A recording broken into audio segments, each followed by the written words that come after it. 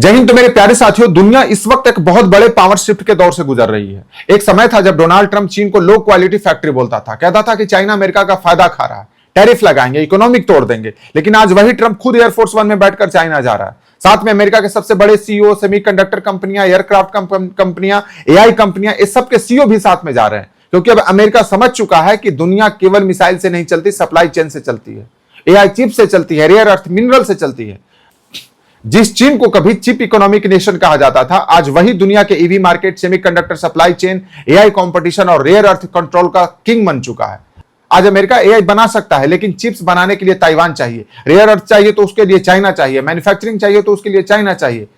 यही कारण है कि ट्रंप अब शी जिनपिंग से कन्फ्रंटेशन नहीं, नेगोशिएशन करने पहुंच रहा है।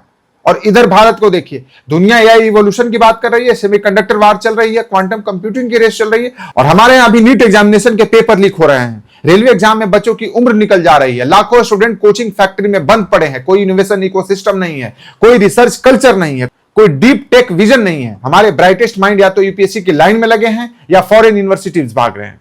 और सबसे दुखद बात क्या है कि भारत के यूथ को ग्लोबल क्रिएटर्स नहीं, एग्जाम मशीन बना दिया गया है। उधर एनवीडिया जैसी कंपनी $1 ट्रिलियन एआई एम्पायर बना रही है, और इधर भारत में स्टूडेंट ओएमआर सीट भरने के लिए 5-5 साल बर्बाद कर रहे हैं।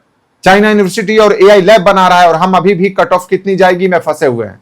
और यही चलता रहा तो आने वाले 20 साल में इंडिया केवल दुनिया का सबसे बड़ा पॉपुलेशन सेंटर रहेगा, सुपर पावर नहीं। क्योंकि सुपर पावर बनने के लिए सिर्फ पॉपुलेशन नहीं, टेक्नोलॉजी डोमिनेशन चाहिए, रिसर्च चाहिए, इनोवेशन चाहिए, और सबसे जरूरी चाहिए लीकेज फ्री एजुकेशन सिस्टम। और सबसे शर्मनाक बात यह है कि जिन नेताओं के हाथ में देश की एजुकेशन पॉलिसी है, उनमें से कई लोग खुद को ढंग से शपथ पत्र तक पढ़ना नहीं आता। कई वरिष्ठ चीफ मिनिस्टर है, कई ऐसे एजुकेशन मिनिस्टर है जिन्हें मॉडर्न टेक्नोलॉजी, एआई रिसर्च या ग्लोबल कंपटीशन की बेसिक्स तक समझ नहीं है। जब नेतृत्व ही विजनलेस होगा तो देश इनोवेशन नहीं, सिर्फ एग्जाम स्कैंडल्स पैदा करेगा। और यही भारत की सबसे बड़ी ट्रेजेडी है। हमारे नेता development, AI research, semiconductor, innovation की बात कम करते हैं, लेकिन पाकिस्तान का चूरन ज्यादा बेचते हैं। ये देखो, पाकिस्तान गरीब है, देखो वहां का हाल क्या है, और बस इतनी बात सुनकर जनता खुश हो जाती है। अरे भाई, पाकिस्तान से कंपेयर करके सुपर पावर नहीं बनते। कंपेयर करना है तो चाइना, यूएस, साउथ कोरिया से करो, जिन्होंने एजुकेशन, टेक्नोलॉजी और मैन्युफैक्चरिंग में से दुनिया बदल दी। लेकिन हमारी राजनीति ने जनता को भी लो एक्सपेक्टेशन माइंडसेट में फंसा दिया है, जहां असली प्रोग्रेस नहीं, सिर्फ इमोशनल डिस्ट्रैक्शन बेची जाती है। जय हिंद।